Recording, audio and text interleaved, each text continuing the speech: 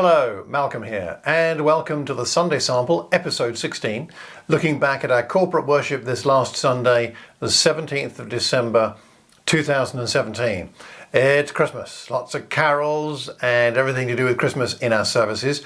So let me share with you a few thoughts from our services in Watford in the morning and Bracknell in the afternoon. Both were special.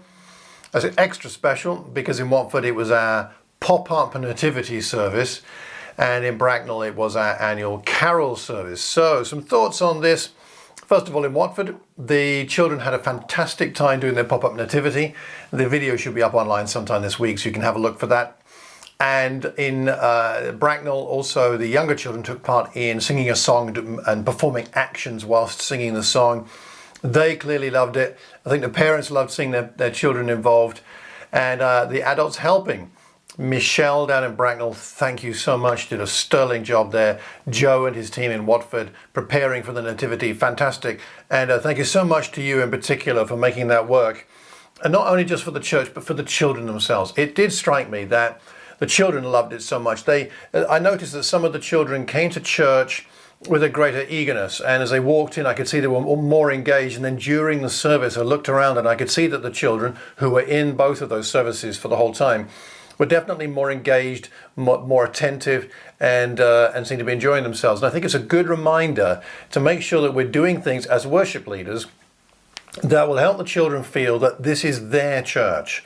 It's such a generational challenge to go from it being the parents' church to being our church as children. And I think sometimes as worship leaders we can leave that up to other leaders in the church to try and make that a reality for the younger people. But as worship leaders, it's part of our role, part of our responsibility is to think about how can I help the younger people in this church feel like it's their church. What's my role in that? So have you thought about that in your own location? I'd encourage you to do so, because I think it's part of the charge that God gives us, not just for the older generation, but to help the younger generation worship and be part of the corporate worship. So that was some thoughts there. Both those services were recorded. They should be online soon. Let's talk about the speakers. We didn't have a sermon in either Watford or Bracknell. There were so many other elements in the service. A sermon didn't fit, but we did have a good communion in both places. And I've left the outline of my communion, the one I did in Watford, on the blog. So if you're listening to this podcast as a podcast or watching it as a video, follow the link to my website, malcolmcox.org, and there you'll find at least the bullet point outline of my communion there, which I enjoy doing. I hope it was useful. It might be to you. I don't know. There's a possible quiet time there at least, but I'm not going to go through that now for the sake of the time on these recordings. What I would like to do is focus a bit more on the musical side of the worship and what I learned from it. The carols went well in both services. We did lose our guitarist in Watford through illness, so we do pray that, Charles, you get better soon. We missed you, but we got by. We survived. The Bracknell Carol service, I would say, was the best that we've had in the 3 years that I've been down in Bracknell doing carol services. Each year has been super, but this year I think was the best. And I was wondering why that was. I was reflecting on the lessons I learned from what we did and what I observed. And here are 4 things that I noticed. And if you were there, or if you watched the video that will be posted online and you noticed things, then I'd value your reflections as well. But here are 4 things. Firstly, number 1, patience pays off. When I arrived to do the carol services 3 years ago, one of the first carols we did that we learned was Ding Dong Merrily on High. And when I said we would sing this, not only the worship team, but the congregation, I think looked at me with a little bit of a disbelief, like, we can't sing that.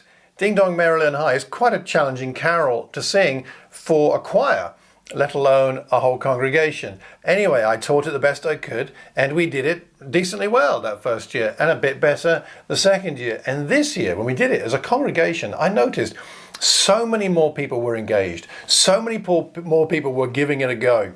Even people for whom perhaps the carol's a bit too much of a stretch for them to be able to perform or sing it accurately. Nonetheless, they put their whole heart into it. There was a joyful noise, and largely, actually, it was accurate and sung really well. And I'd say that the congregation sang it about as well as I've heard some choirs sing it. And certainly everybody enjoyed it. And that was a good lesson for me in patience. Sometimes you introduce a new thing, it can be challenging, can be difficult, whether it's a carol or some other song, and you think, are we ever going to get this? But if it's good, if it's worth doing, persevere, repeat it a few times, and I think we'll find, as we did this last Sunday, that the congregation get there in the end. So that was a good lesson in terms of patience. The second lesson was the value of expanding your talent pool. Expanding your talent pool. Now, again, 3 years ago, we were using quite a narrow band of the usual suspects singing and playing their instruments. It wasn't a very big team. But this 3 years on, we had, this year, Don played the guitar, as well as the normal worship team people, if you like.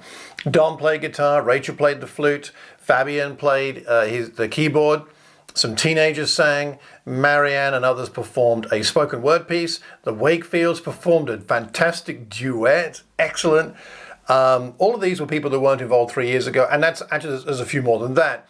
It was a good reminder to me that we need to keep digging and digging and digging in our churches to surface the talent that we have. A lot of it is there, it's just hidden.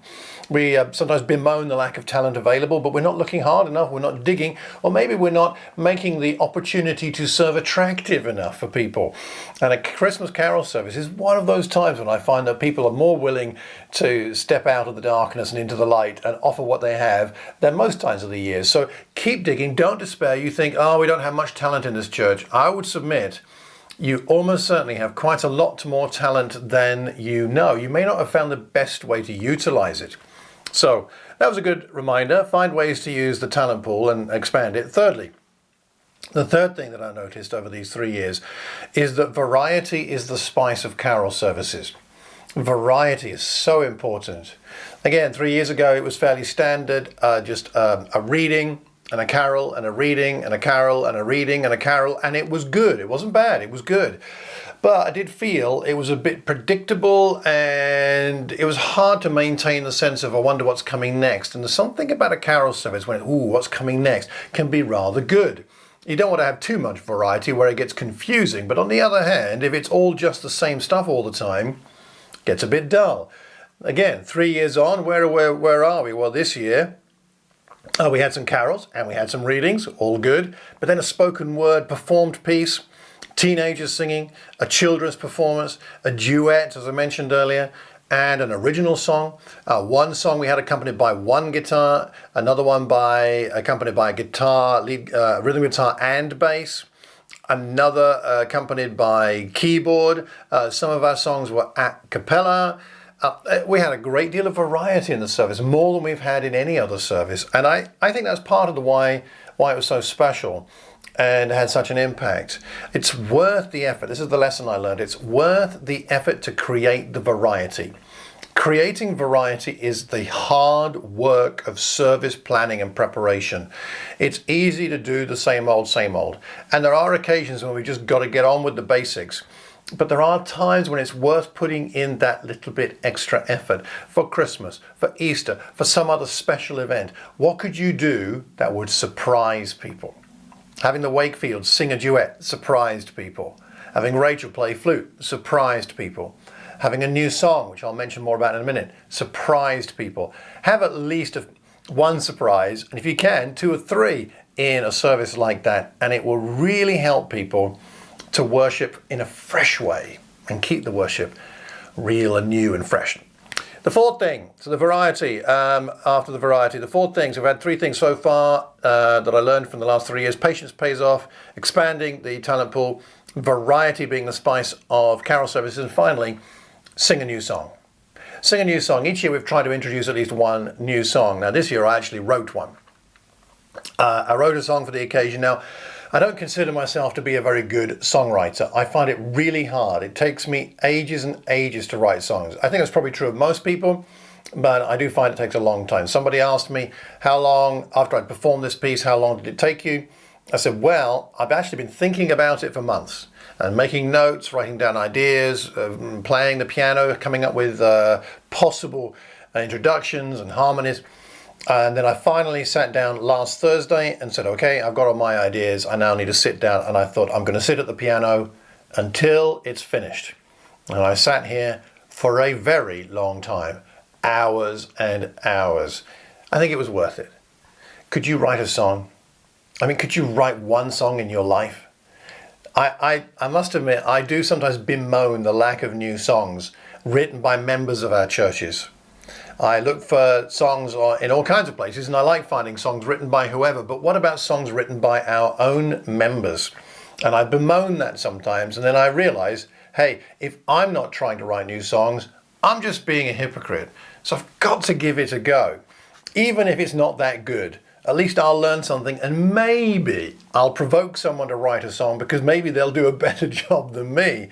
Or maybe if I do a good job, it might inspire other people to think, okay, if he finds it hard, I'm a trained musician, I find it hard. Perhaps they'll think if I find it hard, okay, that's okay, then it's okay for them to find it hard, and let's work on songs together. So I would like to encourage us to write songs. Even if you don't consider yourself a songwriter, even if you've never written one before, if you sing, if you lead worship, you can write some lyrics, you can write a tune, you could dream up some harmonies and put it together. You don't have to do it all on your own either. It's often better, and we think about Lennon and McCartney, often songwriters work best in partnerships. Most credits for songs you'll find today have more than one name written there. So work together with other members of your worship team or musical people in your congregation or people who are good at writing poetry and lyrics, and let's write some new songs. It makes such a big difference. My song was called Don't Be Afraid. And it's very simple. I'm just going to give you a little sample. It's not complicated because I can play the piano okay, but I'm not a great pianist, so I have to keep it simple. So a simple introduction. This is all it is. Just a D followed by C with an A over the top. That's the introduction.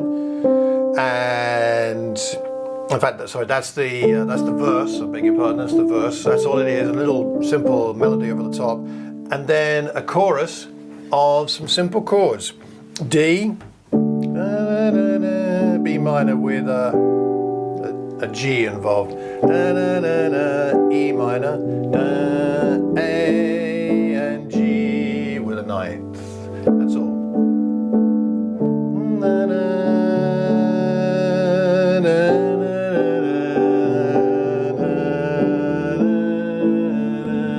Very simple, very simple. You can write that. Come on, you can. If you're a worship leader, you could put some harmonies together. Get your guitar out, get your piano somewhere, start singing a tune, get some ideas down, write some new songs. And I think that's another reason why our carol service was good. Not that my song particularly was good, though people seemed to like it, but more that it was a surprise, variety, new ideas. So those are some reasons why I think our carol service went well. Let me finish off by thinking, by following up on my commitments from last week. Last week I said that I was going to do a communion with a difference, and I think I did. In Bracknell, the thing I said I would do for the carol service is to remain calm and try and be at peace. That was my prayer, and I have to say, though I had my anxious moments, I think I was more at peace this year than any previous year. So God answered that prayer, and if you were praying for me, thank you very much. I felt it. This coming Sunday, it's our carol service in Watford. So my main aim is to be at peace in Watford, just as I was in Bracknell. Keep praying for me. And in Bracknell, we don't have any Sunday services organised in the normal way until the new year. So this week, what I'm going to commit myself to doing is to prepare the outlines of the worship and the music for our services in January, both in Bracknell and Lower Early. Get those done now before Christmas and be able to relax a bit more. So those are my commitments. So what are you doing where you are? Locally where you are, what are you doing? What are you doing that's working? What are your reflections on your carol services if you've already had them? What did you learn from it? What went well and what didn't go so well? What might be useful for everybody else to hear about? I would love to know. Please leave a comment wherever you hear or see this recording. You can read some of the transcript similar to what I'm sharing here on my blog. I would love it if you could just post one comment and pass the link on to one other person who you think might benefit. Thanks so much for watching and for listening. And until the next time we meet, I pray that the next time you gather with friends and with members of the church to worship our great God, that it will be a wonderful time of corporate worship. Take care and God bless.